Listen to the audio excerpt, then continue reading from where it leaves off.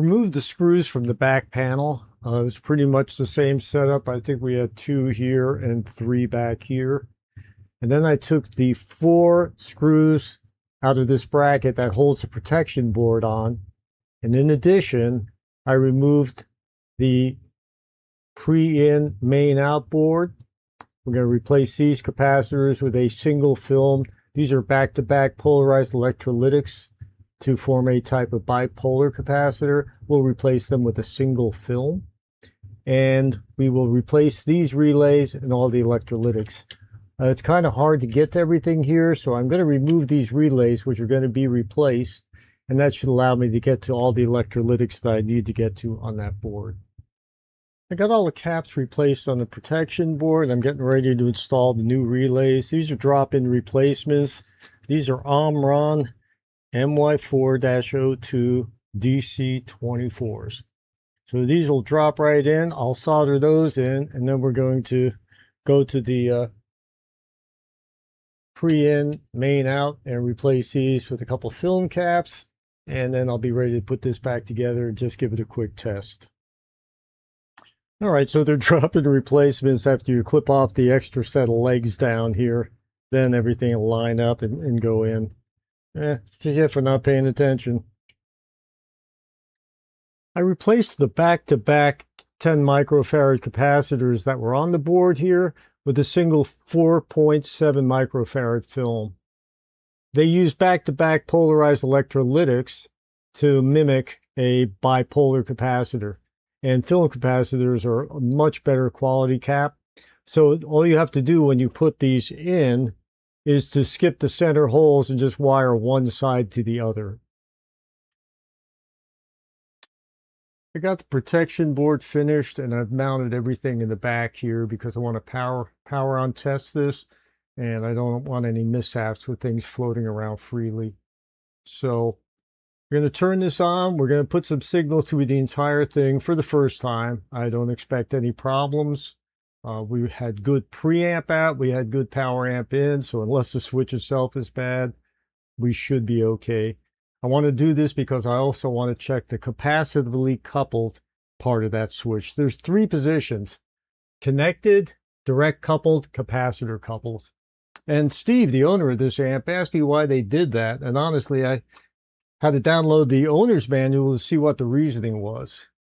And because this amplifier and some other ones in the Sansui line have frequency responses that start at DC, they needed to put this in here in case there was any kind of DC component coming out of the preamp, which would trigger the protection circuit on this amp.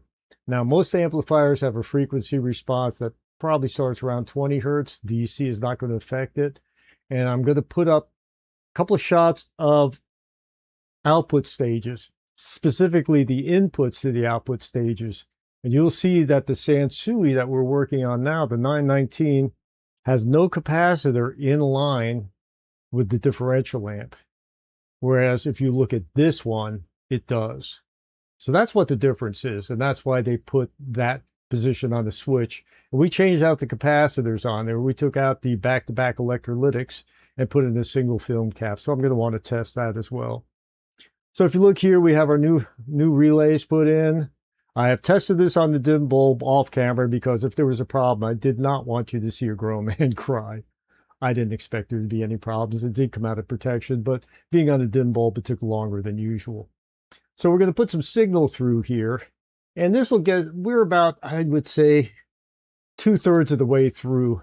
We still have to do the moving coil board and the power supply, which is got a lot of caps to change out, plus I have to restuff the main filters.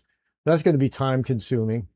And I'll post a video that I watched that showed the process. It's not as bad as I thought it was, but it's going to be time consuming because there's 4 of them. We have to do all 4. So let's power on test this and put some signal in and see what we get. Okay, so I'm going to turn this thing on. It takes a while to come out of protection, but it does come out.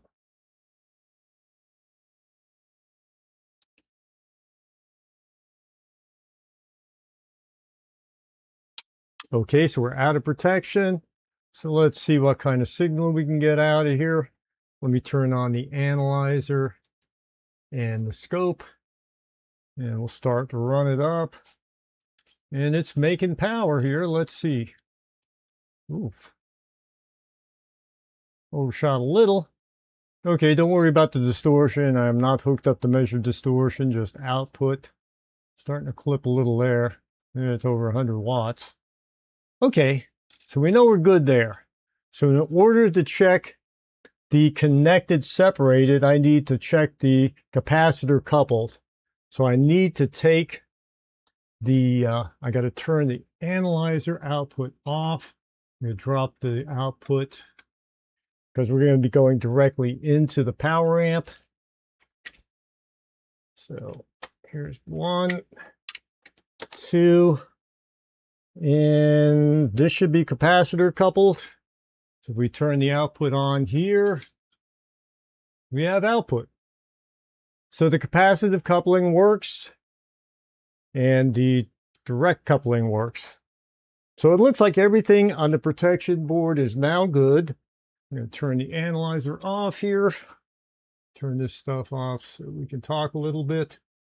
So it looks like this is good. I'm going to do the moving coil board next.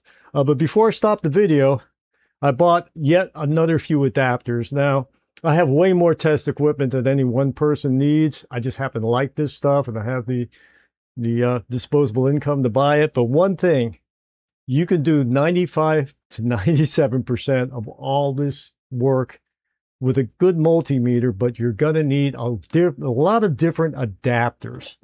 And I just bought these guys. I had a little trouble digging in to get to the emitter resistor, so I wanted some longer spring hooks. I got these guys. And I also, at the same time, bought some even longer insulated probes. I may insulate these and just leave the very tip sticking out, but you need stuff like this to prevent accidents. Slipping with a probe is probably one of the top 5 errors that happen to technicians. Remember, when you have the covers off, just about anything can happen, so you have to exercise caution. I often power the amplifier or the unit off before I attach a probe, just in case. And as I said before, it's easier to stay out of trouble than it is to get out of trouble. But anyhow, this section is done here. We've tested everything. It's good. So now I'm going to move on to the moving coil board. The last thing we're going to tackle is the power supply. As always, I thank everyone for watching, and I like giving back to the community that's given me so much. Thanks, everyone.